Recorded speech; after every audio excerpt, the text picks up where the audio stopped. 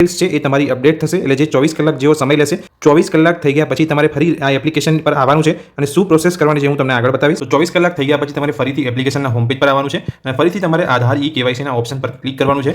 જેવું તમે આધાર KYCના ઓપ્શન પર ક્લિક કરશો અને ફરીથી તમારે નીચે ઉપરની સૂચનાઓ મેં વાંચી છે એ બોક્સ પર તમારે ક્લિક કરવાનું છે અને કાર્ડની વિગતો મેળવો તેની પર તમારે ક્લિક કરવાનું છે. વિગતો મેળવો પર તમે જેવું ક્લિક કરશો તમારી જે રેશન કાર્ડની જે પણ સભ્યો હશે રેશન કાર્ડની અંદર એ બધા લોકોના નામ અહીંયા જોવા મળી જશે. હવે કોઈ પણ એક સભ્યનું નામ તમારે સિલેક્ટ કરીને અહીંયા KYC કરવાનું છે. કોઈ પણ એક સભ્યનું નામ તમારે સિલેક્ટ કરવાનું છે અને આધાર OTP થી તમારે KYC નું અહીંયા પ્રોસેસ કરવાની છે. એટલે કોઈ પણ એક સભ્યનું આપણે નામ સિલેક્ટ કરી લઈશું અને નીચે આપણે આધાર કાર્ડ એનો નંબર જે હશે જે પણ સભ્યને આપણે સિલેક્ટ કરશે તેનો આધાર કાર્ડ નંબર તમારે એન્ટર કરવાનો છે. જેવો આધાર કાર્ડ નંબર તમે એન્ટર કરી લેશો એટલે તમારે હું સંમતિ શીખવાડું છું જનરેટ OTP પર તમારે ક્લિક કરવાનું છે. તો જનરેટ OTP પર ક્લિક કર્યું એટલે અહીંયા OTP આવી ગયો છે. વેરીફાઈ OTP પર તમારે ક્લિક કરી દેવાનું છે.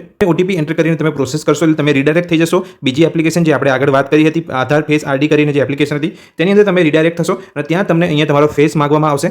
તમારો જે ફેસ છે એ તમારે અહીંયા બતાવવાનો રહેશે. ફેસ જેવો તમે બતાવશો એટલે ફેસ નોટ ડિટેક્ટરનો જે ઓપ્શન છે તમને તમારે કમ્પ્લીટ ફેસને સેન્ટરમાં રાખવાનો છે. તમે લાલ કરેલું અને લીલા કરેલું જેવું આગળ સર્કલ થશે એટલે તમારો ફેસ એક્ઝેક્ટ અંદર સેન્ટરમાં આવી જશે. એટલે જે પ્રોસેસ છે અહીંયા ટિક થઈ જશે. ક્લિક થઈ જતા તમારી ડિટેલ્સ તમને અહીંયા જોવા મળી જશે. એ તમારે ચેક કરી લેવાની છે રેશન કાર્ડની જે ડિટેલ્સ છે અને તમારા જે સભ્યોની છે એ પણ ડિટેલ્સ તમારે અહીંયા રેશન કાર્ડની બરાબર છે કે નહીં એ ચેક કરી લેવાનું છે. કરી લીધા બાદ નીચે તમને જે ઓપ્શન છે તમને જોવા મળશે સેન્ડ ડિટેલ્સ ફોર અપ્રુવલ. એ ઓપ્શન પર તમારે ક્લિક કરવાનું છે. સેન્ડ ડિટેલ્સ ફોર અપ્રુવલ પર ક્લિક કરતા તમને આ પ્રકારનો મેસેજ જોવા મળશે. Details send to concern supply office four approval. આ પ્રકારનો મેસેજ તમને જોવા મળશે એટલે તમારી KYC ની પ્રોસેસ અહીંયા પતી ગઈ છે.